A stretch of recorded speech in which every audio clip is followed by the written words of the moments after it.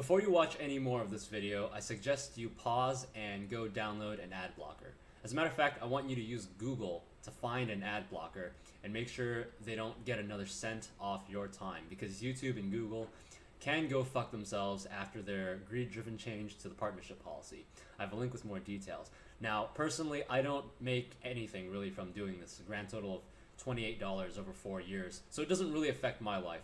But what bothers me with their statement is that this is an effort to filter out poor, low-level content, in their words, essentially accusing small content creators of producing low-quality material, which is complete bullshit, because the channels affected by this are educational and music channels like mine, art, animation, DIY, cooking channels, stuff that takes a whole lot of effort to put together. Meanwhile, the most popular content on YouTube that they're pushing are unboxing videos, reactions, some asshole walking around their house filming themselves talking. The worst part is YouTube is still going to get money from demonetized channels. As a partner, what we get is a share of the money from the ads that run next to your video, the overlay ad from the yellow bar in the video, and video ads, which I never ran because I thought they were annoying.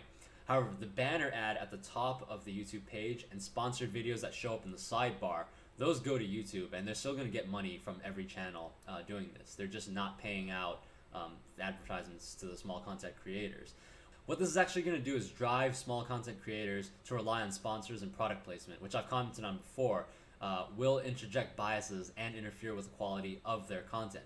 So a lot of people are panicking and trying to get themselves, up to the limit, the subscriber limit, the view count limit.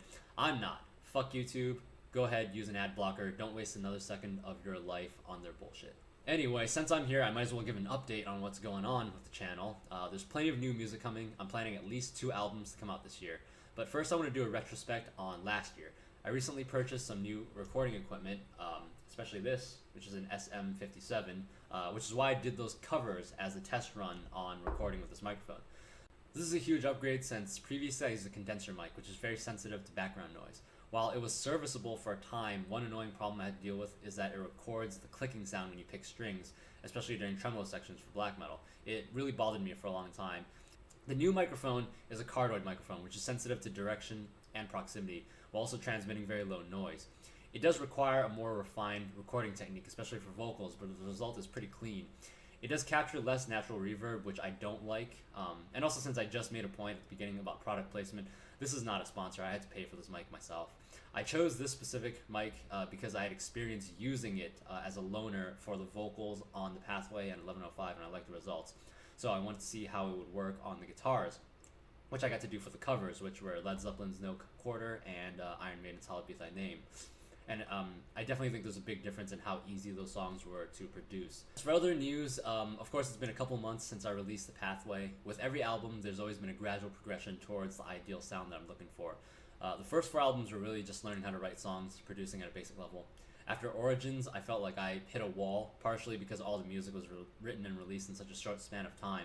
So I decided to force myself to start from scratch and experiment with new drums, different songwriting techniques. The result was Serpent, which I released as a test, and then followed that up with Return, which I consider to be the end of a phase 1, so to speak, like Deep Purple. With phase 2 right now, my goal is to further push the quality of my music, both in songwriting and production. 1105 was my way of branching out with riffs, incorporating more diverse metal influences, and some influences from punk as well. And The Pathway was focused mainly on recording and mixing. The big change on that album was the addition of a real bass, which is right behind me in the background, instead of samples. And not only that, but I was actually able to successfully record this bass acoustically and capture that rich, deep sound while still having to come through the mix. So what you hear on The Pathway is unplugged. It is just the bass played in front of a microphone. As far as songwriting on the album goes, The Pathway tells a very personal story. It's based on the period during the writing and release of the Apathy demo, essentially the year 2014 for me. The album's story is about finding my voice while I was living, by myself in isolation at the time. And the lyrical themes are based on the philosophy I was studying at the time, mainly the Republic, which is where the allegory of the cave comes from. That's the central setting of the story, and Zarathustra, which is how the album ends. I really wanted to focus on the narrative here, which is why I kept the music pretty simple, and I experimented with a lot of things on the lyric side, like writing in prose instead of just poetry as my usual strategy.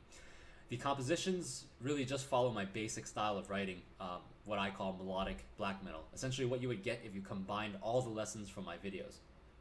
All the songs share very similar themes, which is what led to the decision of releasing the album as a single track, using the footstep samples that I made to transition from one track to the next. For me, it really doesn't make any sense to listen to the album out of order because the story is the central part, and the songs are just an accessory to telling the narrative. Overall, I won't say that this is my favorite album I've done, but it is the most satisfied I've been with an album at the time of release. Unlike some previous albums, there were no major songwriting or recording issues, and on this one I really took the time to make sure everything was exactly the way I wanted it to be, which is why we had such a long release time between Return and this album, well over a year. So that's the past. As for the future, I have a couple of ideas lined up, and the album I'm working on right now is meant to serve as a foil to the simplicity of the musicianship on the Pathway. This new album, it's going to be loaded with riffs, solos, and I'm looking to create something closer to traditional black metal, something in the style of Emperor that's darker, heavier, and more raw.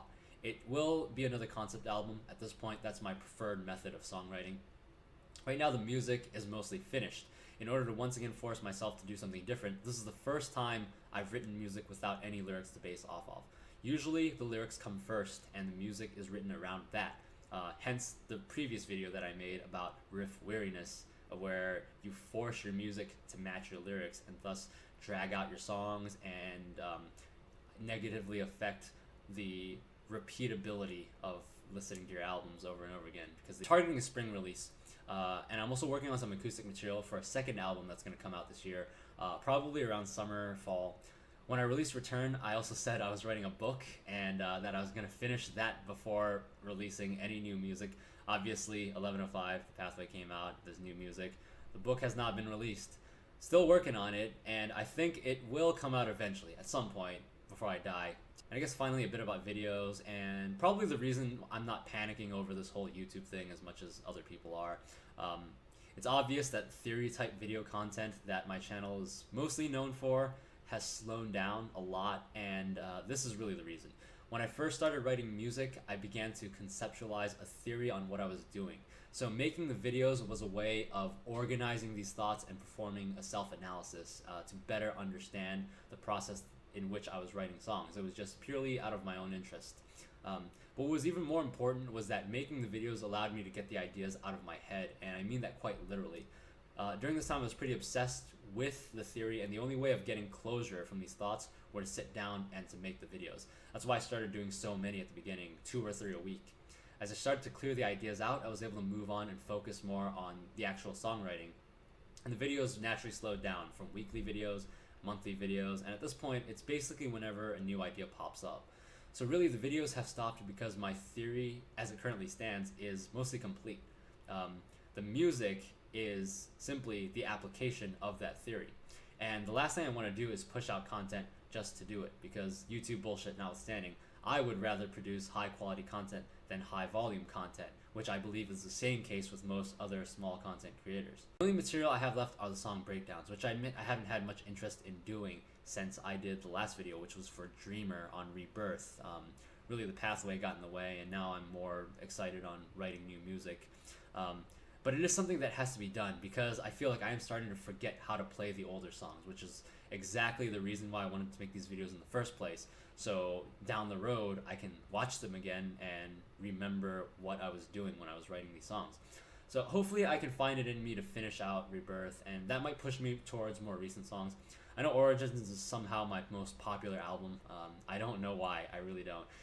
But there's some good stuff to talk about there, and like I said, my music is my theory and application, and I think these breakdowns hopefully do reveal some deeper insight on how I approach songwriting that's not present in just the videos that I've made explaining the concepts of my general songwriting theory. I really hope that demonstrating the songwriting process is helpful for people who, like my music and want to be able to write music the same way that I do. Anyway, I'm still going to be using this channel. My main goal has always been outreach, not money, and this is still the best medium for that. The other thing is I can't just pick up and move my channel somewhere else, because I did not have the foresight to save my old videos when I upgraded my computer. As a matter of fact, I just deleted the old videos about a month ago because I didn't think I'd need them anymore. So I'd have to rip all my videos, from YouTube using some shitty software, in that case, I'd rather just remake them, and I don't want to do that either because I'd rather just focus on writing music. So in the interest of preserving the old videos, I'm not going anywhere from YouTube. So if you enjoyed this video, please like, subscribe, comment, and go fuck YouTube by getting an ad blocker. Thanks.